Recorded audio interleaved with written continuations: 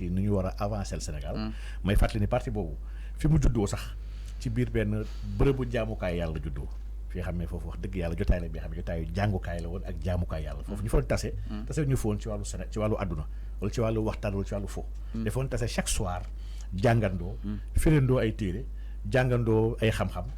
jaamondoo yàlla defandoo ay dok après ku nekk ñibbi ci idée ci bërëb boobu la ñu amee xalaat nag créer parti bi donc kon déjà loolu lu spécifique la ginnaaw loolu ñoom ñoo toog seen xalaat ñuy tànn amul kenn ku ne jox leen ma nangam wala joxe ma nangam consensus la bi nga xam ne kenn ku ne mu ne nañ jox kii nangam nañ jox kii nangam nañ jox kii nangam ñooñu ñoo décidé def ma secrétaire général parti bi mu jiite ko donc parti boobu nag aujourd'hui ñu ngi ko gën a jëmmal pour beaucoup de raisons ndax comme ni ma la ko waxee sànq rek on a aujourd'hui différentes orientations on a aujourd'hui benn adduna bi nga xam ne ñun waxuñu sax sa waxu Sénégal mais adduna bi si moom moo nekk ci lëndëm adduna bi ci moom moo am ay jafe-jafe moo am problème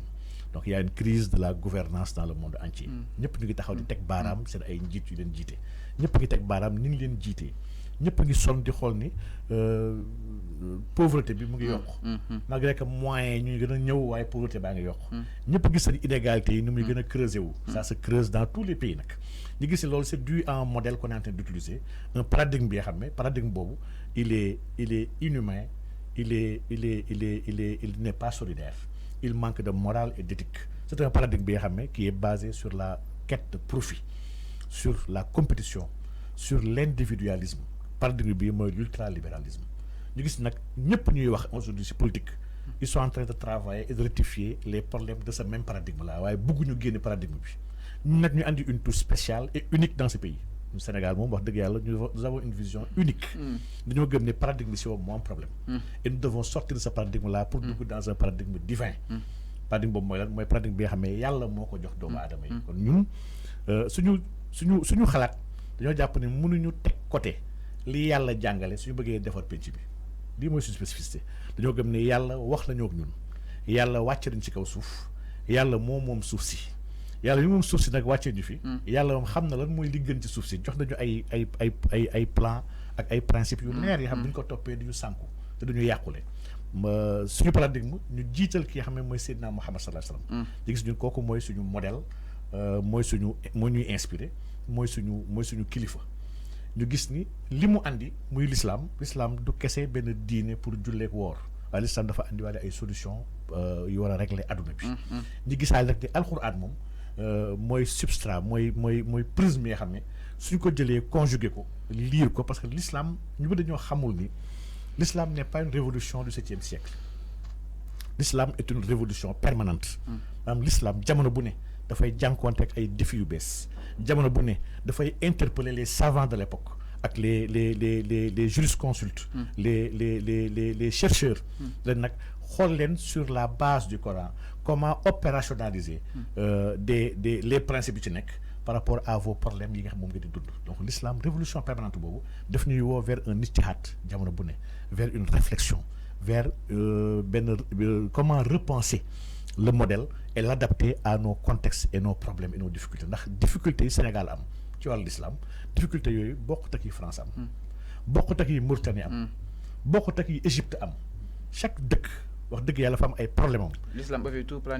tout planifié et l'islam nag contrairement à ce que les gens pensent l'islam ñëwul pour créer benn scission de la cité c'est une incompréhension de l'islam day promouvoir benn vivre ensemble l'islam dafa gëm ni wuteeg ñun ci xalaat du problème ci l'islam maanaam su nekkoon si régime islamique li Macky def nii kon du fi am ndax nit ñëw na saaga damay joxe xissa bu ndaw nit ki ñëw na saaga Seydina Ali boobu jamono moom moo nekkoon imaamul mu'minin moo nekkoon xalif bi mu saaga ko nit yi ñëw boole ko ne ko kii dañ ko war a jàpp ray ko àll leen pourquoi ñu war koo rey kii def la saaga yu ñaaw li mais saaga yu ñaaw saaga ma man araam saaga ma taxul yàlla rey la dañoo war a uute bàyyi ko si uute donc pour dire que rek l'islam dafa yàgg am benn ouverture bi nga xam ne ñun nekkuñu ci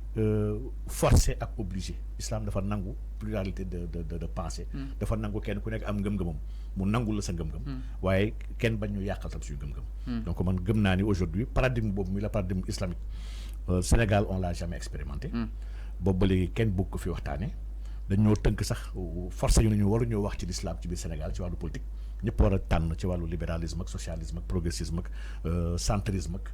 on a eu beaucoup de modèles yoo xam ne parti yëpp ils ont créé ay modèles yoo xam ne dañ ko jëlee ci tubaab bi. des doctrines. mais kenn bëggul jël doctrine Seydina Mouhamed sallallahu alayhi wa sallam bi nga xam ne ñun kilifa yi ñuy woote Sénégal sax. kilifa yi ñoom kii lañu gëmoon def ko seen kilifa. donc ñun nag on s'approprie ce modèle là. on veut le mettre en œuvre dans ce pays là. encore une fois jubluwuñu régenter ibadaatu doomu aadama yi maanaam nit ki dañuy jaamoo yàlla ndax nit ki ñuy jullee ki ni la jullee loolu lijjantiwuñu ko ça ne regarde pas. loolu kenn ku nekk sa relation individuelle yow ak sa borom. ñu li lijjanti mooy la manière dont on gouverne ce pays est-ce que correspondre na ak l'éthique bu islam jàngale. est-ce que jullit bi muy gis boppam ci biir réew mi ñu ngi koy may mu pratiquer religion ni mu ko neexee. fii mun naa fi joxe benn exemple bu ndaw.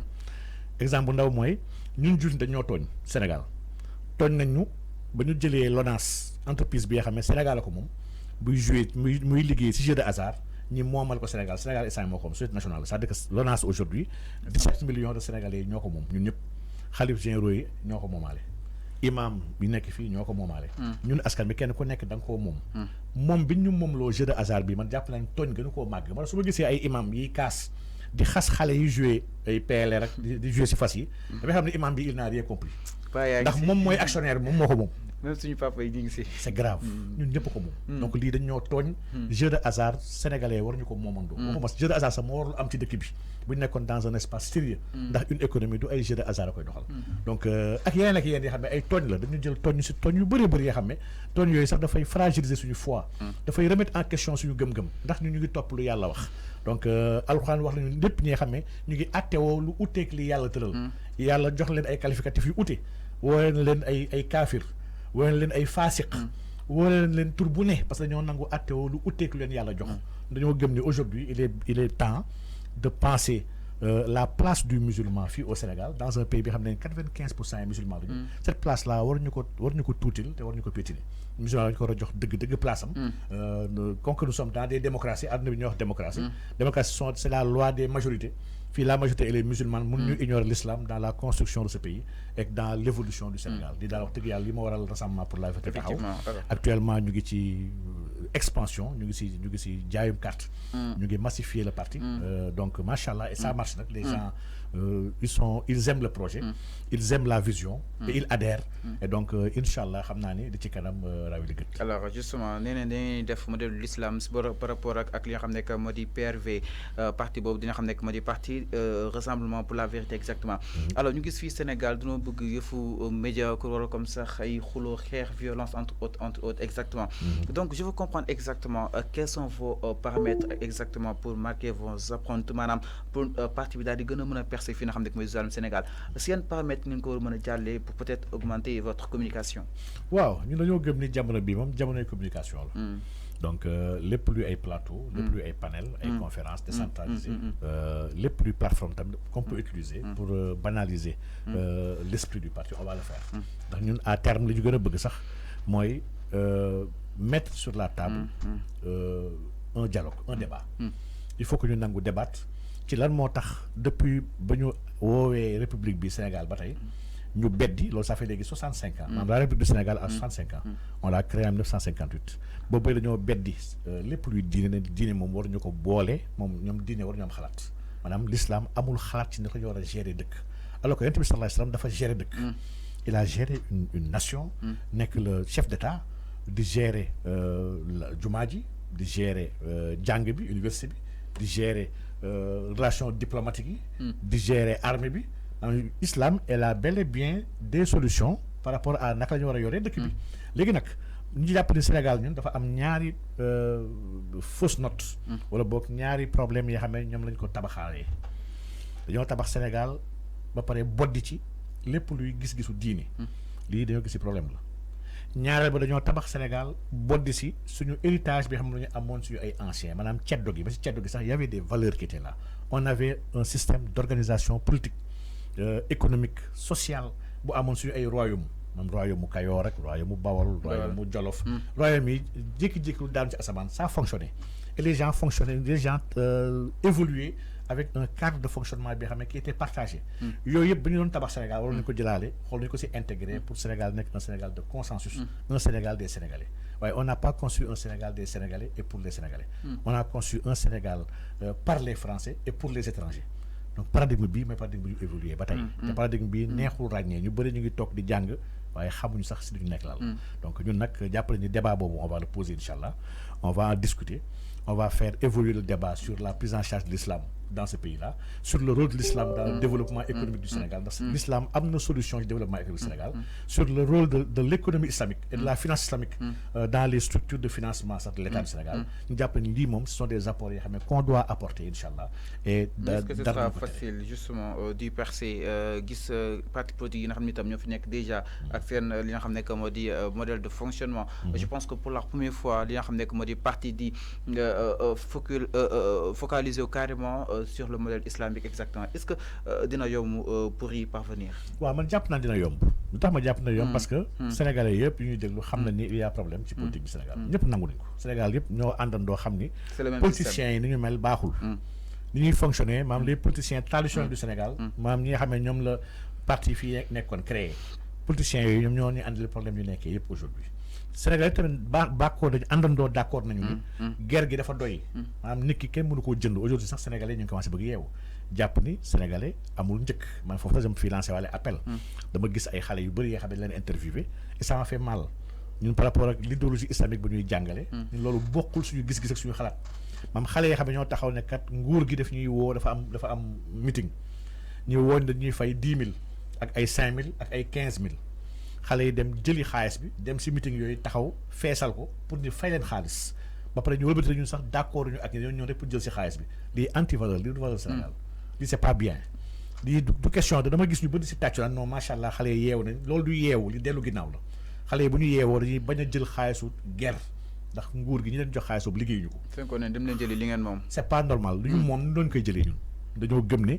xaalis boobu xaalisu nguuru Sénégal la ñi koy joxe ils sont pas habilités maye ko xaalis boobu dañu koo sàcc ñoom ku sàcc nga xam ne kii dafa sàcc su lay maye waroo ko jël lii mooy dëgg lii dëgg nag mooy waruñu jël xaalis boobu di ko lekk dañoo warul sax bañ a dem foofu on doit travailler pour faire partir ces gens là lii mooy urgence bi aujourd'hui donc man d'accord ma àndu wor boobu man damay ànd ak yow jël xaalis bi kese waaye ànduma ak yow lii si wor la bokk lii du valeur Sénégal du valeur diini du valeur suñu ay aada maanaam lii bokkul si ñun daal donc lii moom wax dëgg yàlla dama si wootewaale profité wootewaale koo àndal lu àndook moom fu muy dem bu fa sax taxaw parce que ça t'intéresse pas taxaw bi fay taxaw sax mën nga fa déggul la metti nga mer fa def fa dara gars yi am fa ay jafe-jafe nit ki bàyyi ko nag ku nekk dem fi ko neex ku nekk ku la neex su ñëwee dama nga taxaw ci moom donc loo gëmul bu ko wax foo gëmul bu fa dem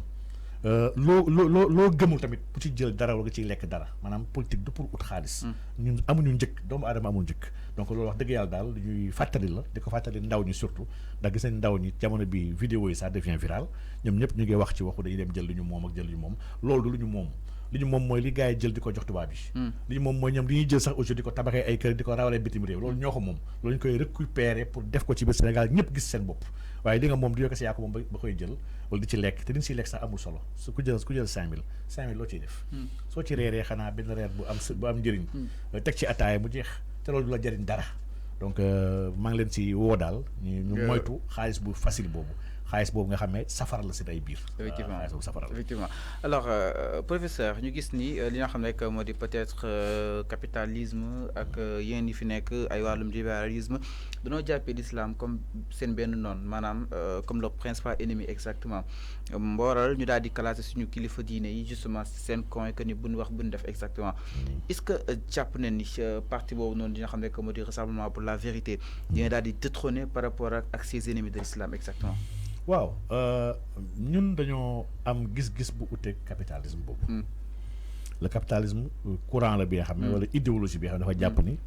capital maanaam alal bi ci moom mooy le centre mooy l'alpha et l'oméga de tout le système dans lequel nous évoluons bu am xaalis sax mooy diriger mooy dogal ñooy doxal ñooy def lépp ñoom donc ñu dañoo gëm ni capital nag jumtukaay kese la dans le paradigme islamique dañoo gëm ni jumtukaay la pour permettre à l'homme d'atteindre des objectifs waaye ce n'est pas la fin et ce n'est pas l'objectif capitalisme boobu nag c'est normal mu mere l'islam moo tax ñun dañoo am ay noon d'office ñun saay-saay ñuy wooyee ñi nekk ci nouvel ordre mondial d'accord ñu ñuy wax ko islam ñun góor jigéen ñi d'accord ñuy wax ko islam l'industrie du vice d'accord ñuy wax ko islam l'industrie du péché maanaam la drogue ak tous ces dëkk lu mu àndal le sexe ak lii yëpp nga xam ne la prostitution ñëpp d'accord ñuy wax l'islam maanaam l'islam dafa bëri ay noon dans le 28e siècle ndax dafa taxaw teg baaraamam ci li nga xam ne mooy la matrice de tous les maux de la cité mooy les valeurs ak jikko enu saa sam bu ñu fàtte ne boo ko yàlla di yónni sax yónni ko lu mooy pour mu defar jikko yi dafa ne innama bu'istu li utammima makarimal axlaq donc enu saa sam il a vu que boo ko yàlla di yónni moom jamonoom 6e siècle sax yàlla gis na ni là où la bas blesse mooy jikko yi mu yónni ki nga xam ne taggu ko ci xam-xam taggu ko ci alal taggu ko ci geño daf ko tagg ci jikko yu rafet naka yow sa ay jikko dafa rafet jikko yu tedd nga am ba pare mu wëlbatiku nañu nag yéen kat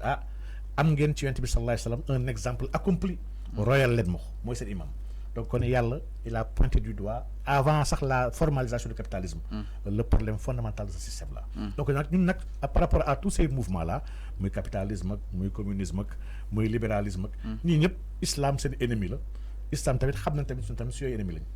ndax ñoom dañuy lutter pour jël suuf si def ko moomeelu doomu aadama yi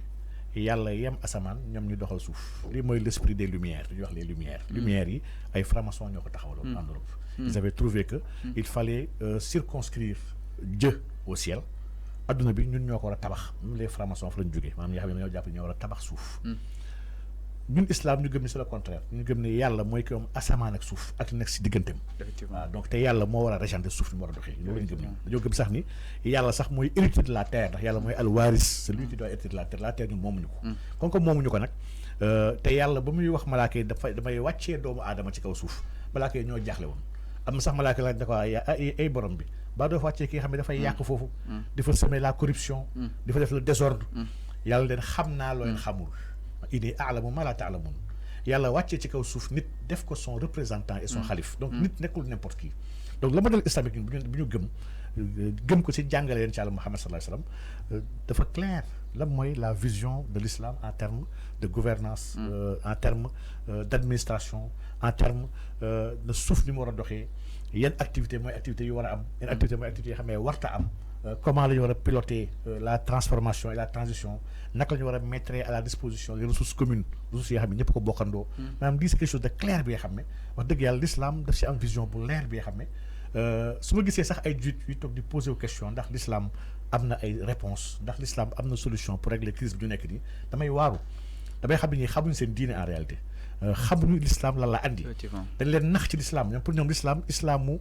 ay prières kese la islamu 5 prières la aj maq dem te lii c'est même pas 5% même pas 1% d'islam soo bee alquran di xool ay yi nga xam ne ñooy traité de la vie politique de l'économie des relations fraternelles entre personnes de la gestion de l'histoire ay boo ko génnee ci alquran presque dara des fi alxuraan téere bi nga xam ne qui est éminemment gestion gouvernance économie politique stratégique institutionnelle maanaam lii dafa bëri ci alxuraan donc lii nag wax dëgg yàlla mooy un peu le courant bi nga xam ne ñun jàppale ñu ñoo ko nar a promouvoir fii Sénégal et même dans toute la sous-région incha allah mooy l'islam politique bi nga xam ne yàgg na am ñu koy wax dans d'autres pays mais ñun on veut nous inspirer de pratiques yi nga xam ne amoon na Sénégal ndax il faut tamit fàttali ne ñun li ñuy wax ni aussi sur le plan économique waxuñu lu bees l'économie classique waaw ñun waxuñu lu bees par rapport ak suñuy wax ni la gouvernance islamique dafa am son mot dans la gestion de ce pays là fii au Sénégal des gens ont réussi à mettre en place l'Almamia a commencé avec ñoom Thierno Souleymane Baal mais elle a vu sa plénitude ak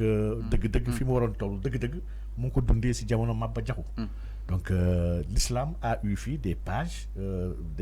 sublimes yoo xam ne on a mis en place des régimes yoo xam ne ci islam la ñu sukkandikoon pour taxawal ko et régimes yooyu ay ndam la Sénégal ay ndam yu yaatu la yoo xam ne ñi tabax Sénégal maanaam ñi may woy man franc-maçon yi ak tappalekat yi ils ont tout fait pour effacer de la mémoire des Sénégalais ndam yooyu nga xam ne ay ndamul islam la muy la révolution Torodo muy la révolution du Badibou maanaam l'Almamia de Maba Diakhou Ba maanaam yëpp la révolte wala boog bi nga xam ne la révolte des Toubnane yii yëpp c'est des expériences yoo xam ne islam moo ko am Sénégal ñu bañ ko jàngal sax waa Sénégal pare bañ ko bind ci constitution Sénégal islam arrangé wu leen il n'aime pas l'islam est le grand ennemi de ce siècle là islam moo tax nag si wàllu googu ñun aujourd'hui dañoo am benn initiative bi nga xam ne xam naa ne d'ici ay fan yu néew nañu ko gën a fësal incha allah initiative boobu mooy amal sax un forum international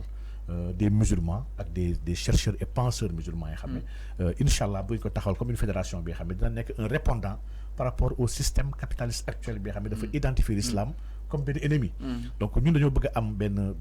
forum bi nga xam ne déjà d'échange de partage d'échange ci wàllu pratique ci wàllu politique islamique ci wàllu xalaatu islam ci solution islam entre ay chercheurs yu bokk ci ay dëkk yu ute muy benn waaye ñaar ñoo bëgg nekk benn interlocuteur valable ci institution yi nekk ci àdduna bi nga xam ne ñu ngi teg baaraam tuuma ci l'islam ñu ngi toroxal l'islam toujours parce que l'islam amul avocat jamono bi ci àdduna bi n'importe qui fait n'importe quoi ci l'islam mais de manière non coordonnée on n'a pas des leaders yi nga xam ne sax qui s'assument pour mën a défendre l'islam nag wala ñu ragg deram Occident xam l'islam du seen ennemi il n'est pas l'adversaire du développement ni du progrès l'islam principe la yi nga xam ne sax qui peuvent sauver le monde principe la yi nga xam ne dafa ñëw andi un plus à ce qui manque dans le système capitaliste actuel mooy la morale le capitalisme actuel n'a plus de morale elle n'a plus de limite elle est dans des excès elle est dans des dérives yi nga xam ne lii c'est catastrophique même pour l'humanité donc ñun aujourd'hui si yooyu lañu nekk di xalaat ci yooyu lañu nekk di dox ñu ngi ciy waxtaan ak des partis politiques sax qui sont hors du Sénégal loolu moom xam naa ni li tax ma ñeme ko wax parce que xam naa ni ñun renseignement yi dañuy topp dañuy jéem a xool nu ñu fexeel jamono bu ne suñu nekkee ci dara dañuy jéem a gaaw fexe jàpp ñu gaaw yóbbu ñu kaso li tax ma koy wax mooy pour alerter pour gars yi xam ni li ñuy dox nii instant yi kilifa réew mi ñoom d'accord na suñuy dox ni aujourd'hui bëgguñu l'islam julti tase toog waxtaan ndax julti aujourd'hui seen réeroo yu ñu am yëpp ñàkk toog waxtaan kese mën ko yóbbee yàlla fi ñu waxoon ci alxuraan ne ñu wa'tasimu bi hablillahi jami'an maanaam yéen moom jafandoondoo leen ci li nga xam moom laa leen jox comme base hablullahi tabaraka wa taala boobu mooy zalikul quran di alxuraan kese la alxuraan mooy dëgg-dëgg hablullahi bi nga xam ne ñëpp buñ si jàppandooyee mënuñoo réeroo donc ñun aujourd'hui nag forum boobu attends-toi d'ici quelques mois parce que ñu siy dox bu baax a baax Sénégal na nekk cette place là bi nga xam ne àdduna bi dañu fi tase incha allah donc waxtaanee l'islam ak ay réponses ak ay solutions l'islam ci àdduna bu jafe bu lëndëm bi nga xam ne actuellement ñëpp amandoo problème dans le monde entier le 21e siècle est un chaos le déclin est déjà là les pays sont dans le rouge il y a une crise institutionnelle dans beaucoup de pays et une crise économique d'envergure gravissime bi nga xam ne ñëpp koy dundandoo aujourd'hui donc jàppoo ni crise boobu li nga xam ne moo di sommet bu souveraineté alimentaire ak sommet sur le financement des infrastructures en Afrique jàpp ne loolu aussi dina nekk li nga xam ne itam mën na ko sauver. waaw xam nga Afrique moom damay tàmbali ci premier sommet bi nga wax mi le sommet sur la souveraineté alimentaire bi nga xam ne def nañ ko fii Diamniadio moo nekkoon Dakar 2 sax ndax ils avaient déjà fait un sommet depuis 2015 defoon benn plan d'action tuddee ko bu 2016-2025 tuddee ko nourrir l'Afrique xam nga déjà c'est catastrophique man damay ñaawlu sommet boobu dama gis Macky Sall taxaw di wax sax damaa yéemu xam ni le ridicule ne tue plus dans ce pays Afrique gars yi ñooy wax ni daf moom moo yor 65% des terres arables du globe Afrique moo ko yor aujourd'hui FAO nee na moom Afrique yor na lu mat 400 millions d'hectares de savane yi nga xam ne lim ciy bay 10% kese la maanaam 400 millions d'hectares yooyu maanaam 40 millions kese ci jàpp di ko bay maanaam 380 millions yooyu yëpp kenn laalu ko dañ ko bàyyi ni utiliser wuñu ko te waxul sax Afrique boobu mais l'Afrique pourrait nourrir le monde entier ndax Afrique am na suuf yi nga xam ne mën na dundal 9 milliards de personnes lii la FAO wax même bu dee c'est discutable hein mais cooli mooy un continent qui dit qu'il est souverain depuis plus de 60 ans ba instant bi mënul nourrir boppam non lii sama sëriñ lii c'est extrêmement grave maanaam yow dafa mel ni ne magum jëmm bu dem ba am 60 ans ak ay bijaawam ba léegi mënul jox ba mu lekk dafay dañ koy jël sool ko bavoir comme bébé yi jël Cerelac di ko jox ne ko am lekkal lii c'est catastrophique comme image donc aujourd'hui la souveraineté alimentaire sax déjà donc sommet yooyu dafa xaw a ruslu non sommet yooyu dafay toroxal sax africain bu ñu taxawee di waxu ay souveraineté alimentaire alors que sax souveraineté alimentaire bokkut ak autosuffisance alimentaire bokkut ak sécurité alimentaire maanaam dafa am sax ay concepts yoo xam ne boo dégloo gars yi sax ngay xam ni ils n'ont rien compris dañuy def ay sommets nii que c'est pour def sommet pour naxante la souveraineté alimentaire c'est la capacité à pouvoir décider sa wàllu lekk ni mu nar a demee loolu bu dee ñoom dañoo jàpp ni ba léegi Afrique amagu ko kon nañ dindi drapeau yi làq ko touriste dëkk yi nañ ko jël dindi ko nañ jël jébbal suñu dëkk yi joxat ko tubaab yi leen tubaab bi kaay leen ngeen seelaat dëkk bi ndax vraiment c'est catastrophique su wax sécurité alimentaire nous l'avons pas la sécurité alimentaire sous-entend 4 grands principes bi nga xam ne muy accessibilité muy diversité muy stabilité muy utilité maanaam yii yëpp les principes ñun on le respecte pas Sénégal fii africains yi sax laay wax ñun ñëpp Afrique de l'Ouest ñoo bokk feebar boo waxu autosuffisance alimentaire nag moom c'est un autre débat maanaam c'est grave de gis un pays bi nga xam ne mënoo jox sa bopp lekk et loolu la crise Covid daf ñu waroon invité ñu réfléchir bu baax a baax naka la ñuy amee si autosuffisance parce que y aura d'autres crises ci siècle yu nekk ñun dañuy gëstu bu baax a baax mbiru approche crise yooyu y aura d'autres crises y aura de grands confinements yoo xam ne lii ñam nañ ko dañu ko bàyyiwaat suñu fa yeggee dëkk yi xam ne mënuñu seen bopp mënuñu jox seen bopp lekk dañuy nekkaat di sonnaat xam nga suñu demee ba Afrique ñaari dëkk suñuy guerre sax ñu dem ñun ñaan ne gars yi guerre yi ñun arrangé ñu suñu mburu mu ngi yàqu dimbali ñu ngeen bàyyi guerre nga xam ne ko ñun nous dépendons ci ndékki ci añ ak ci reer du reste du monde lii c'est lamentable et lii c'est exécrable man daal wax dëgg yàlla dama ci yërëm chef d'État yi fa taxaw sax di wax souveraineté alimentaire dama leen xool jëppi leen xam ne ñii matuñu ay njiit en réalité concernant nag beneen sommet bi sommet boobu moom moo gën a catastrophique le sommet pour le financement des infrastructures en Afrique sommet boobu moom day wane rek ni parewuñu kon pour rompre avec le modèle dans lequel nous sommes aujourd'hui ndax modèle bi ñu nekk nii instant modèle bu leer bi nga xam ne daf fi yàgg modèle ut ay financement ci tubaab yi la tubaab yi ñëw financé moom ko jël seen ay bénéfices di yóbbu seen ay dëkk ñu toog ñun ko ne di nekk si soxla ak si yelwaan di ñaan tubaab yi lii kon suñu chef d'État yi surtout Macky Sall parce que moo ko ubbi sa moo ko présidé sommet boobu waaye nañ dem ils sont pas encore prêts à se départir de cela ndax la preuve dans le sommet des financements du continent africain ren bi ñoom ils parlaient de la PIDA mooy c'est un projet bi nga xam ne pour le développement des infrastructures en Afrique PIDA boobu ku mel ni Banque africaine de développement moo ko gën a porté avec l'AUDA AUDA NEPAD bi nga xam ne mooy organisme Union africaine Banque africaine de développement BAD BAD Afrique moomu ñu ko loolu beaucoup de personnes ne le savent pas ça ne nous appartient pas la BAD a près de 80 actionnaires. Banque africaine de développement. Allemagne actionnaire la fa États-Unis actionnaire la fa Chine actionnaire la fa action yu Allemagne am sax ci biir Banque africaine de développement boo boolee lu mat 20 pays africains bu ñu boolee seen ay action tolloowul Allemagne mooy ëppale donc dëkk bi ci ëppale action nag ci Afrique xanaa Nigéria la mais sinon dëkk yu mel ne ay États-Unis ay Norvège ak ñoom ñëpp actionnaire lañ su ñu nee BAD ce sont des capitaux yoo xam ne wax dëgg yàlla ils sont pas 100% africains li déjà africains yu bëri xamuñu ko dañu ko war a xam muy benn kon ñoom bu ñuy financer ay développement